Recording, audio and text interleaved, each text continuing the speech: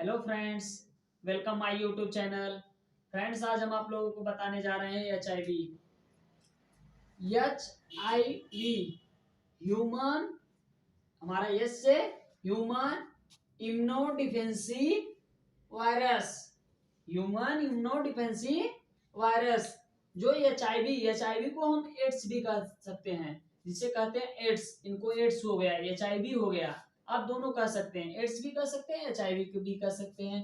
चलिए अब हम आप लोगों को बताएंगे एच आई वी के डेट ऑफ बर्थ, इनका जन्मदिन कब मनाते हैं। जैसे हम लोग अपना जन्मदिन मनाते हैं, किसी ने अपने बेटे का जन्मदिन मनाता है, उसी हिसाब से हम इनका भी जन्मदिन मनाते हैं। कब इनका जन्मदिन हुआ था, कब इनको मनाया जाता है। 1 दिसंबर को एच या फिर एड्स दिवस मनाया जाता है। 1 दिसंबर को एच दिवस मनाया जाता है। अब ये इतना तो जानेंगे आप कि 1 दिसंबर को मनाया जाता है। अब एक बताएंगे इनको, मान लीजिए इनको हुआ है ना एड्स, एच हुआ है, हम इनको कैसे पहचानेंगे, इनको कैसे पहचानेंगे कि इनको एड्स हुआ है, एच हुआ है। चलिए हम आपको लक्षण बताते हैं किस प्रकार से हम पहचानेंगे। रोगी को लगातार बुखार आना, किसी को लगातार बुखार आना, जैसे बुखार आया, डॉक्टर कहेंगे टाइफाइड मलेरिया है, टाइफाइड मलेरिया है, ठीक है। अब उनका ट्रीटमेंट किए 22 से 25 दिन, जो भी दवा बोले खाने के लिए उनको खाए आप। उनको खाने के बाद फिर से 1 मंथ बाद, 1 महीने के बाद फिर से बुखार आना, फिर दवा किए, फिर 1 महीने के बाद, ऐसे ऐसे करके लगातार बुखार आना, तो आपका एच का लक्षण है। लगातार दस्त लगना, लगातार दस्त लगना, जब एच संक्रमित हो जाएंगे, जो पेशेंट एच संक्रमित हो जाएंगे उनको लगातार दस्त लगेगी, दस्त रुकेगी नहीं, मेरी जो दस्त है वो रुकेगी नहीं, लगातार उनको दस्त लगेगी। कुछ भी खाएंगे तो उनको दस्त होने लगेगा, उनकी पाचन क्रिया सही चलेगी नहीं, उनका लीवर सिस्टम जो रहेगा वो सही चलेगा नहीं। अब हमारा तीसरा क्या है, शरीर का भार कम होना। जाहिर सी बात है, जब लगातार दस्त होगी, बुखार आएगा, तो उनका शरीर का भार कम हो जाएगा। जब शरीर का भार मान लो 60 kg है, 60 kg है, तो जब तक उनकी मृत्यु नहीं होती तब तक, मृत्यु दर तक हमेशा घटती रहेगी। जब इनको एच है, शरीर का भार हमेशा घटती रहेगी।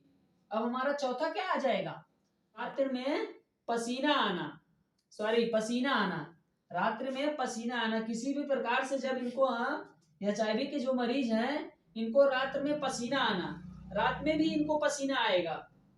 उसके बाद पांचवा हमारा क्या है, पूरे शरीर में थकान लगना, जो हमारी बॉडी है, जो हमारी बॉडी हमेशा थकान लगेगी, ऐसा लगेगा कि हमें हमेशा नींद आ रही है, किसी भी प्रकार से हमें हमेशा नींद आ रही है, तो आपको ऐसा महसूस होगा कि नींद आ रही है। जिसको एच हुआ रहेगा उसको हमेशा कहेंगे थकान लगी है, नींद आ रही है।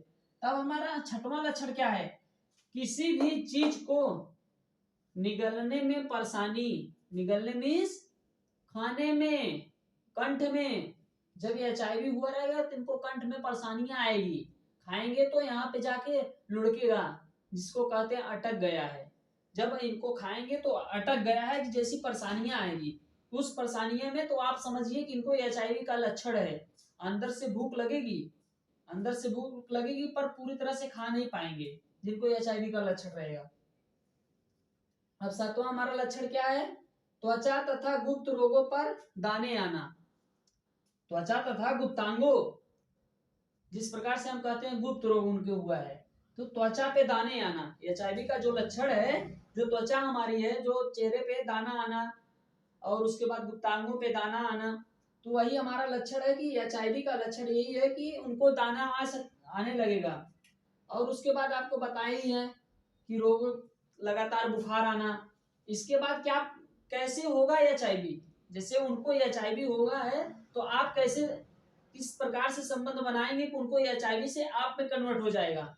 एच फ्रेंड्स की उनके साथ रहना आपको एच नहीं हो जाता है, किसी के साथ रहने से एच नहीं फैलता है। एच जो हमारा लक्षण है, तो किसी के साथ रहना तो एच हमारा नहीं फैलेगा।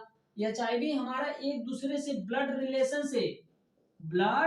रिलेशन से फैलता है। एच जो हमारा है, ह्यूमनो human immuno defensive virus, human immuno defensive virus हमेशा किससे फैलता है? ब्लड से रिलेटेड। किसी भी प्रकार से आप संबंध बनाते हैं, जब आप किसी से संबंध बनाते हैं, मानो किसी से आपने संबंध बनाया तो उनको एचआईवी था, एचआईवी था। जब आपने संबंध बनाया वीर्य के संबंध से, जो हमारा वीर्य होता है उसके वीर्य के संबंध से आपको एचआईवी आ सकता है। क्योंकि जब वीर्य के संबंध से जब आप संबंध बनाएंगे उनसे, तो आपको जाहिर सी बात है उनमें ब्लड से रिलेटेड, जो हमारा ब्लड है, वीर्य है, उससे रिलेटेड हुआ, आप उनको संबंध बनाए। इसीलिए हमेशा सलाह देते हैं, इसलिए डॉक्टर ने सलाह देंगे कि हमेशा संबंध बनाने से पहले आप कंडोम का यूज करें। इस क्यों कहते हैं? क्योंकि उनका वीर्य जो है उनसे संबंध बनाए। अभी उनको क्या हुआ है क्या नहीं हुआ है तो आप में ही हो जाएगा। अगर उनको एचआईवी है, जाहिर सी बात है जब आप संबंध बनाएंगे तो आपको होना तय है। इसीलिए अब तीसरा इसका कैसे फिर, जब हमारे डॉक्टर हमें इंजेक्शन यूज करते हैं, इंजेक्शन यूज करे, एचआईवी का लक्षण है उनको, इंजेक्शन से ब्लड निकालते समय, एचआईवी वाले पेशेंट से जब ब्लड को निकालते समय डॉक्टर के अगर किसी भी प्रकार गलती से, किसी भी गलतियां से अगर उनको वही नीडल चुभ गई, वही नीडल अगर उनको चुभ गई तो उनका लक्षण जो एचआईवी का लक्षण रहेगा तो आप में भी आ सकती है, डॉक्टर में भी एचआईवी का लक्षण आ सकता है। अगर किसी भी प्रकार से ब्लड निकाले, ब्लड निकालने के बाद जो नीडल होती है, जो नीडल अगर उनमें भी टच हो गई उसके बाद ब्लड से संबंधित हो गया, हम आपको क्या बताएं, ये वायरस है, ये एचआईवी वायरस है। जो तो वही एचआईवी वायरस है, ब्लड से रिलेटेड ही रहेगा, ब्लड से रिलेटेड। जब ब्लड से हमारा नीडल निकाले, नीडल निकालने के बाद किसी भी प्रकार से टच हो गया तो उनमें भी ब्लड था, उनमें भी जहां टच हुआ ब्लड निकला तो एचआईवी का लक्षण उसमें भी फैल जाएगा। अब आगे हमारा क्या है कि जब ब्लड से रिलेटेड हो गया, अब कहेंगे ना कि लोग कहते हैं कि साथ में रहने से उनको एचआईवी हुआ तो एचआईवी हो जाएगी, एचआईवी ऐसे नहीं होगा। जब किसी भी प्रकार से संबंध बनाएंगे तभी एचआईवी होगा, जब ब्लड से रिलेटेड होगा।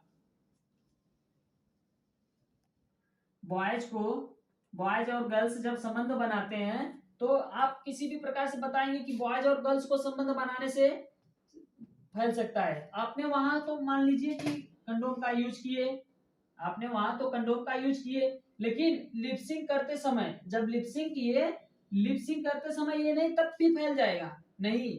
जो हमारा दांत के वायरस है, दो दांत है, उसमें से ब्लड संबंधित है, जब ब्लड वहां से निकल रहा है उनको भी, तो मान लीजिए किसी बॉयज का है, बॉयज को एचआईवी है तो गर्ल्स में जरूर फैल जाएगा। अगर गर्ल्स में एचआईवी है तो जब लिपसिंग करते समय तो तब ब्लड से रिलेटेड हो जाएंगे, तो ब्लड से रिलेटेड हो जाएंगे, जरूर फैलेगा। तो इसीलिए आप सतर्क रहिए। आप किसी भी प्रकार से किसी से संबंध बनाने से, आप किसी की ब्लड में किसी को चोट आ गई, आप पहचानेंगे तो नहीं इनको एचआईवी हुआ है। अगर उनको चोट आ गई, उनको ब्लड निकल रहा है, तो आप सावधानियां से अगर उनको ब्लड भी आपको हाथ में टच हो गया तब पर भी कुछ नहीं होगा। अगर उनका एचआईवी हुआ है, उनको हाथ में आप ऐसे टच कर लिए उनका ब्लड, तब पर भी नहीं होगा, जाके आप वॉश कर लीजिए, हाथ को नहीं होगा। अगर किसी भी प्रकार से आपको चोट लगी है, उनका अगर ब्लड आप में टच हो गया तो एचआईवी होना तय है दोस्तों, कोई नहीं रोक सकता आपको एचआईवी होने से।